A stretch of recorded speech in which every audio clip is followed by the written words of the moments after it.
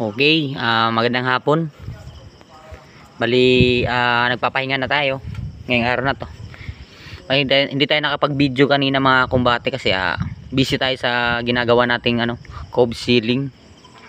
Kaya andito tayo sa bandang itaas ng second floor ng bahay na ginagawa namin. Ito eh. Bali, ito yung loob ng second floor. Bali, talagang tapos na mga kumbate. Tapos na ko yung ceiling, yung tiles. So yung ceiling dito, ayan. Nana, okay na yan. Retouch na lang yan ng mga pintor, pagdating ng mga pintor. Ito, yung mga kwarto lahat. Tapos na po yan. Bali sa banda rito, sa may bandang ibaba, kanina ginagawa namin laluloy. Itong natin, cove ceiling. Ito yung ginawa namin kanina. Yan, medyo madilim. Wala palang ilaw dito sa banda rito. Yan. Bali ito, tinanggalan na.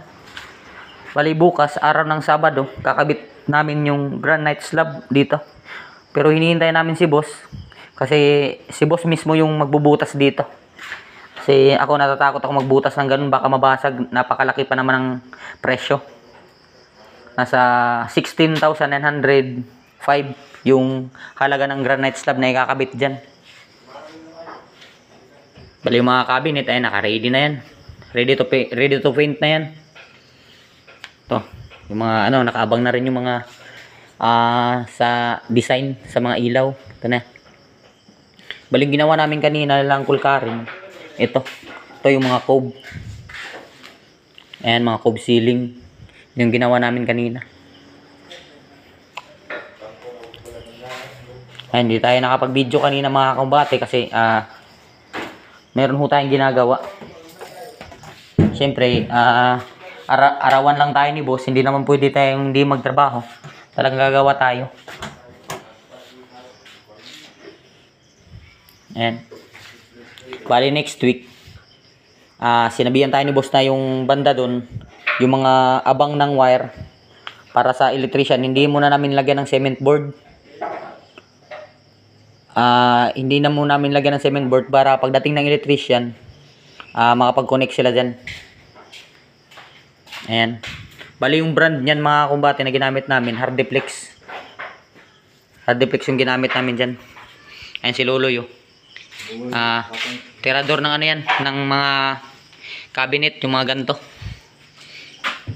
Talagang pangmalakasan yung gawa niyan. Ayan.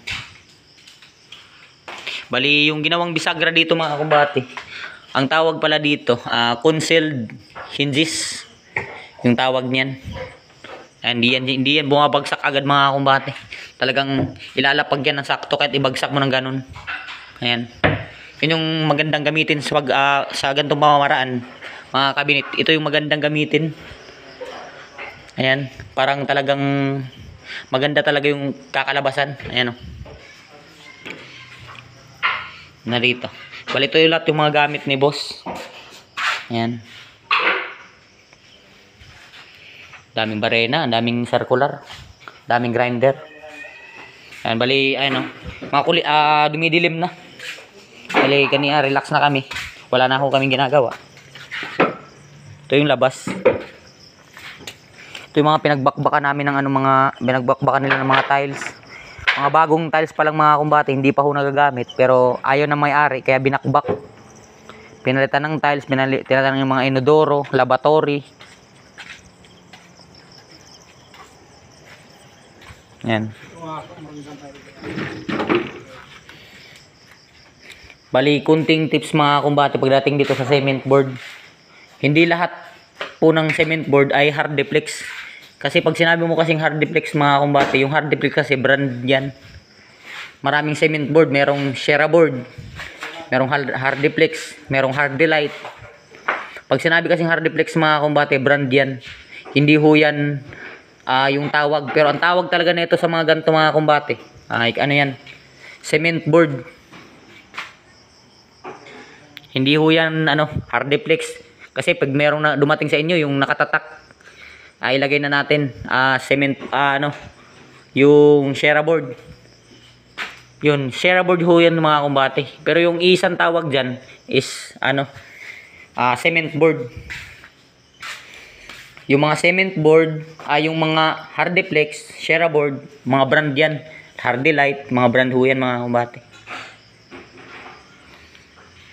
Ayan. Ayun ho yung kagandahan.